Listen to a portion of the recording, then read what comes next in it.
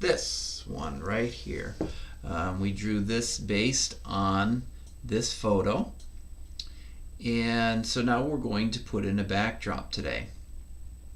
So I'm going to, we're going to, just a very quick reminder about what I call some problems with this photo.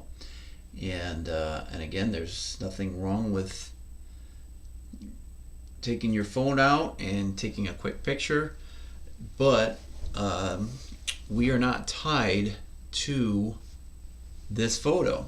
So we, as the artist, want to make some decisions about the composition of this picture. So here's some quick critiques of this picture. Number one, this line here where the grass meets the water goes right through her hands, and it's just a little weird. It's one of those things that it just isn't good. It just lines up weird, and we don't want to. We're going to break that up. Simple solution is make the water line just a little bit lower. Alright, we've got these nice bright yellow boots, and then we have a nice bright yellow rubber ducky. So we don't want that. We're going to put the duck here. Simple solution. Another observation here, we've got these nice clusters of leaves. So we will put that into the final drawing. And now look at this. This is really nice. We've got a dark patch right here. And we're going to use that to separate the main focus, which is this girl. And oh, we don't want to do that. Let's back that up a little bit. Oh boy. There we go. So we're going to fill that in with shading. So this shade right here is going to come all the way down, and this way our attention is drawn to our main character. That's the important thing. Alright, we've got a lot of water down here. We don't need it. We've got a nice big backdrop here. We don't need it. We just need enough to indicate that there's a forest behind her, just a little bit of context. We've got an island of grass in this area, so when we draw the grass, that would be perhaps looking straight down, but from the side we might start with an oval and then build on top of it in that way. That way it looks like it's laying down on the water. Let's see, is there anything else we need to correct? Again, we've got a nice vertical format here, and we don't need it to be vertical. I think horizontal would be much better. So I'm going to move her over here, zoom in a little bit. Now I think horizontal is better, but I don't think we need that much of a horizontal. So we're going to cut this down. I'm going to shrink her just a little. Oh, still got our lines from earlier, which we don't need anymore. There we go. Okay, so I'm going to move her this way, and we are going to cut down on this format here. And I hope you can see this grid system that's on there, and can't really draw on it right now, so I'm going to just make that our new size, and I need some new layers here, so I'm going to do it this way because I don't remember what button I used.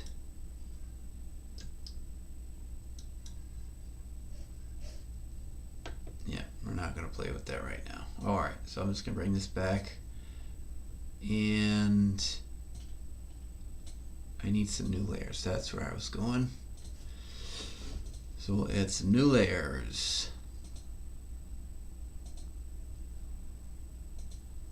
Okay, that should be good. All right, so now I'm going to talk about composition, and there's a lot that can be said about composition, and I'm not going to spend a lot of time on it, and I'm not really the right person to spend a lot of time on it. I'm still learning myself, but hopefully this will be enough of to give you, pointed you in the right direction.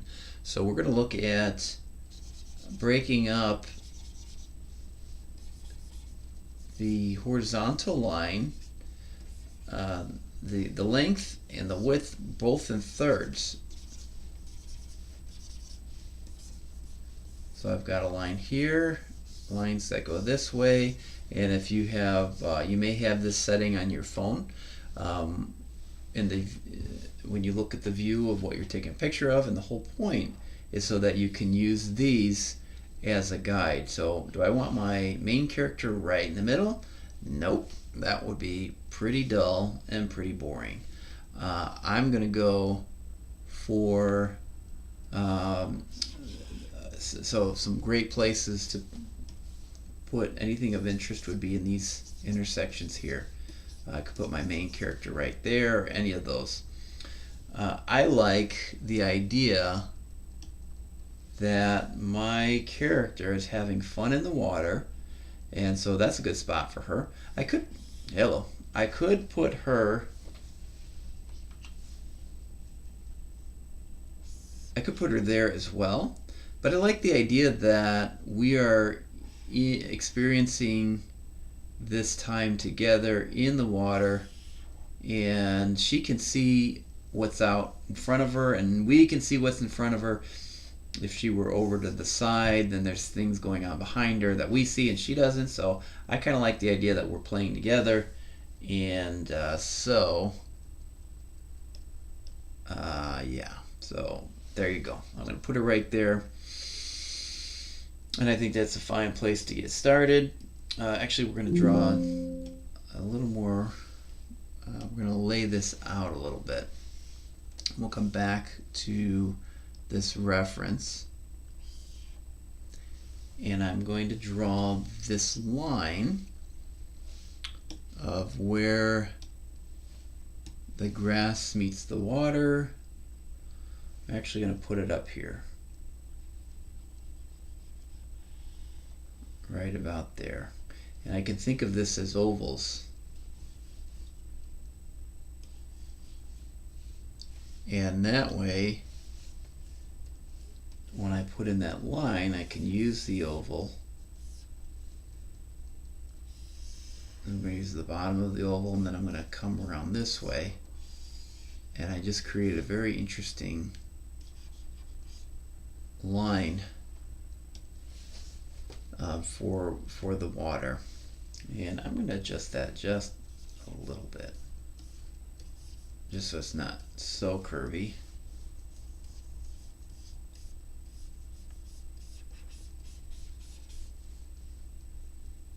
There we go.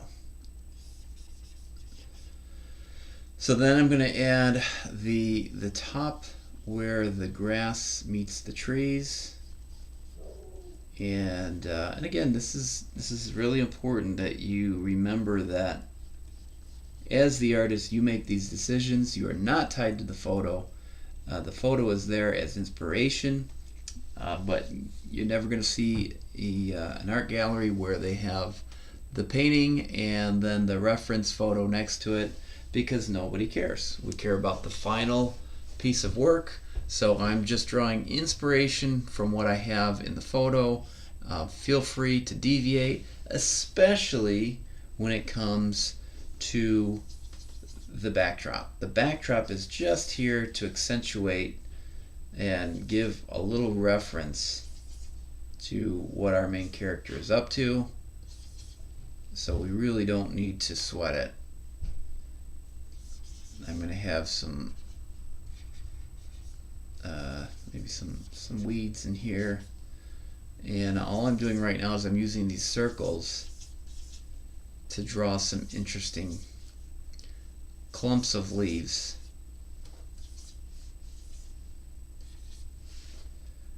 And that's good. So we're going to draw over that. Oh, I did the wrong layer. That's all right.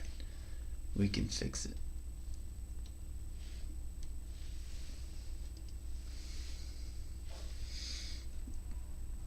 All right, I'm going to just draw over that. So we've got our line here.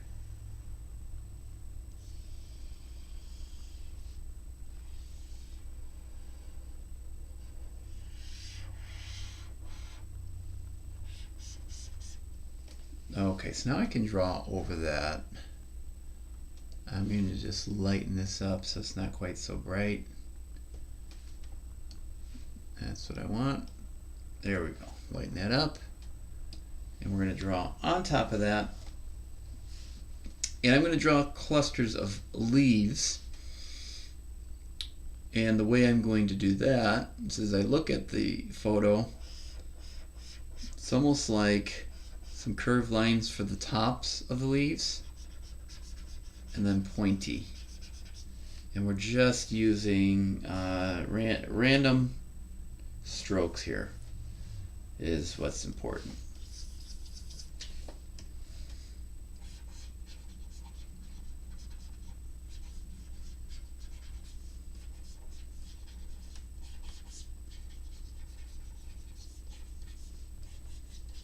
Just indicating the backdrop.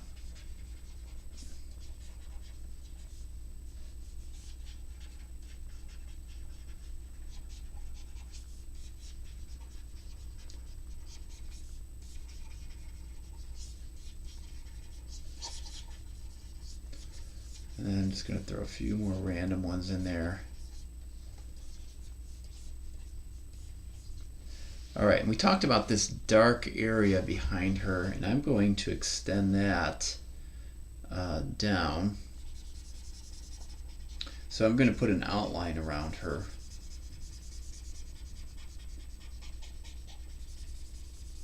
And I'm going to fill in this area here. Actually, I'm going to cut in a little bit more there. And I could just, because I'm drawing digitally, I could just drop a solid color in there, but I think it's more interesting when you've got the lines. And even I learned that comic book artists, when they are illustrating and they're drawing something straight like a building, they may still draw straight lines freehand, hopefully more straight than that, just because it's more interesting to look at instead of getting the ruler out or drawing digitally. So actually I think I want to extend this even lower, this line here.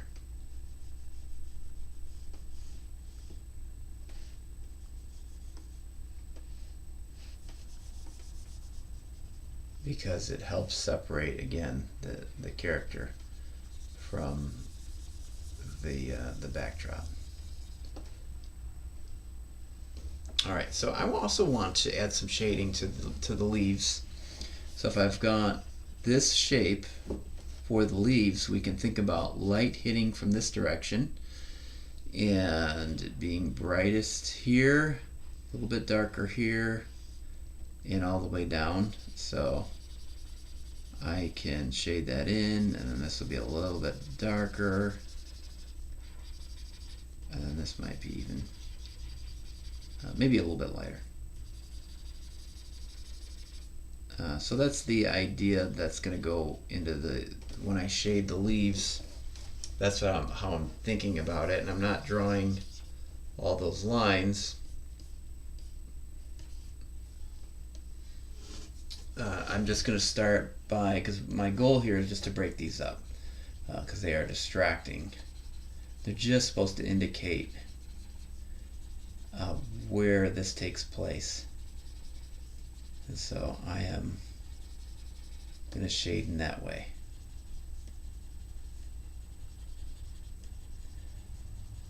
Now it just occurred to me that as I'm drawing this now, that one of the things we could do is add rain to the final piece, and that could be interesting take on it. As far as I know, it's not raining when this time that this picture was taken, but again, we could add that just to give it a little more context.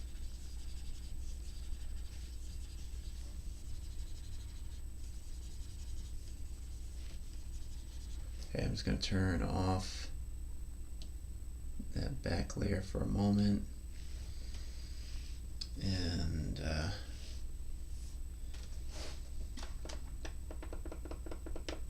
just erase that a little bit.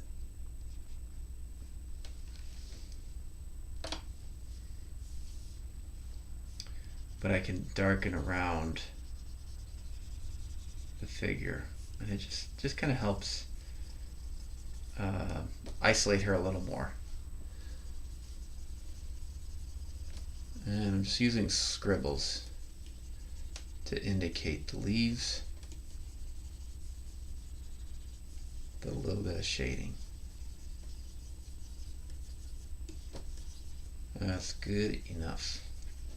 We'll stop there. Okay, so now for the foreground here, I've got a nice solid shape here, which is great, very interesting. It's kind of long here and round, but I do want to break that up, so I'm just going to use some lines.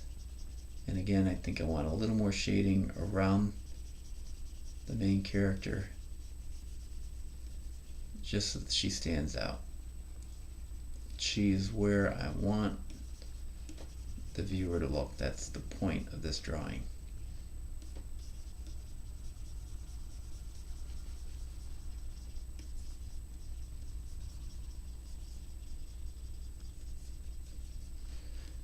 And you know, making grass, you don't go like that, you don't go like that, you kind of do a little bit of both.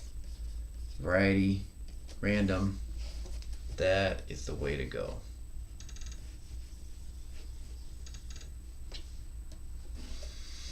Okay, so then I've got this in the drawing, we've got kind of a patch here, so I'm going to put that there just because I don't want this to look like she's in the middle of a river. It's, from what I can tell, just a large puddle. So we'll do that. This is a nice big area that I want to break up. So we'll do that with just some shapes here. And I think that's variety is the key there. I'm going to add a little bit of shading to those.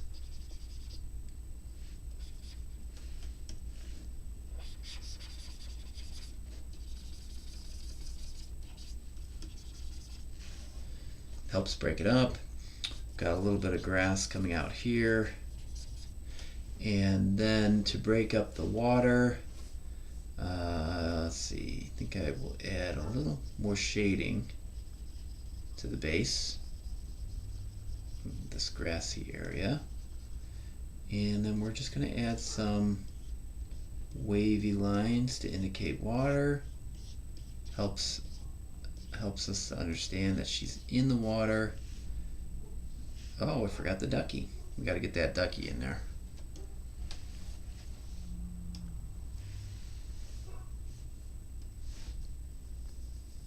So we're gonna. I think the duck is important because it adds a very playful element, which I think is important here. So we can have even that might be a bit big, but that's all right.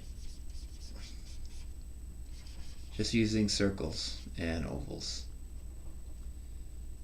Okay. Yeah, a little big, so we're just gonna make that smaller. Feels about right.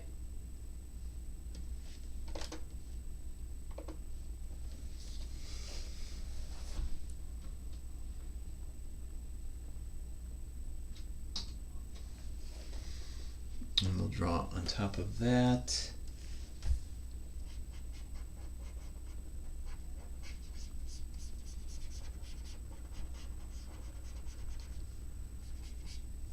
We'll put in a little reflection here.